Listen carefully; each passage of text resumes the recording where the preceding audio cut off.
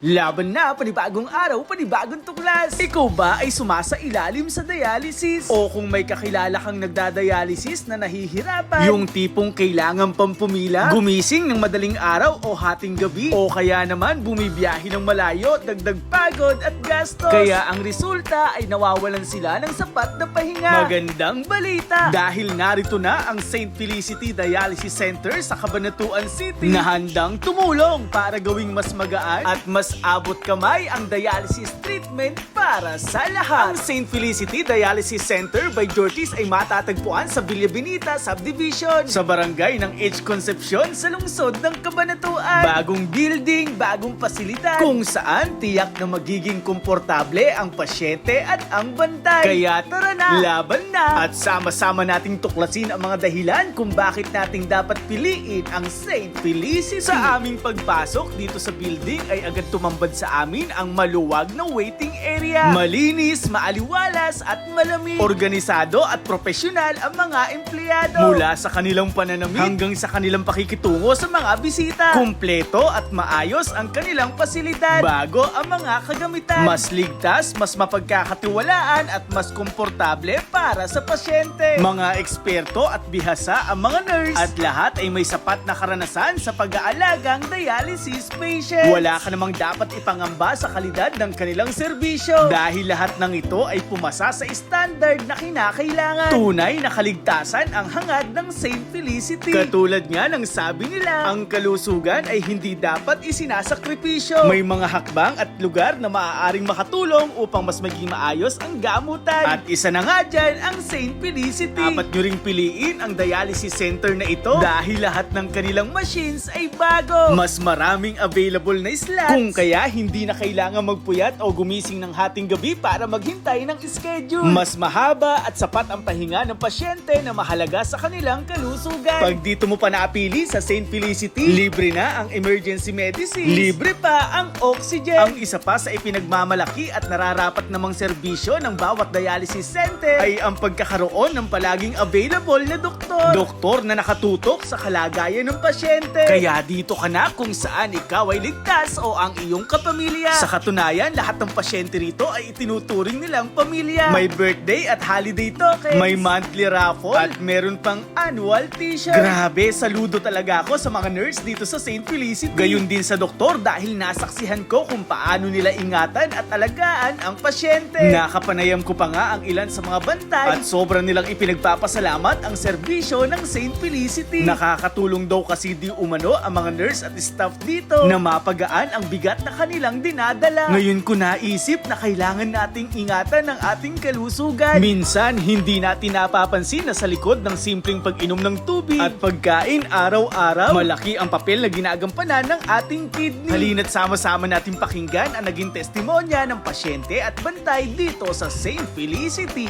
Good morning po. Dito po kami ngayon sa St. Felicity Dialysis Center. Schedule po ng asawa ko. 3 years na po siyang lumalaban. Pinili po namin yung St. Felicity kasi po maayos po yung pagtrato nito sa pasyente. In case po may emergency, may doktor na po kami kasama. Mababait po yung lahat ng staff, lalo na po yung mga nurse.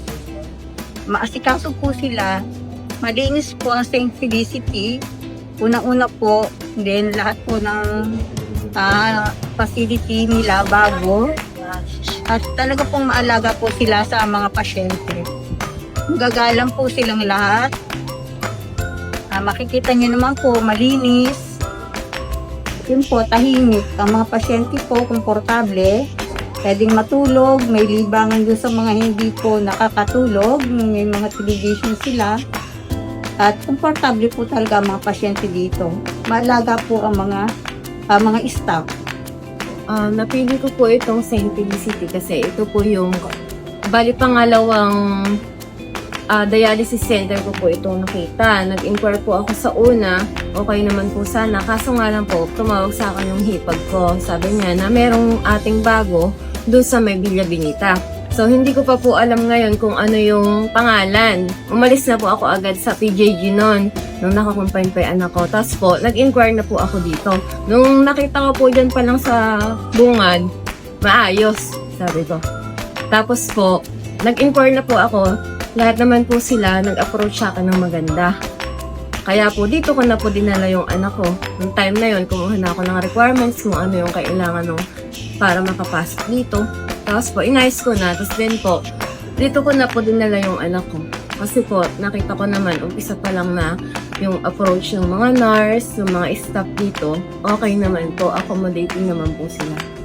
Tsaka po, malinis, maayos, besides dun sa bago po lahat ng machine.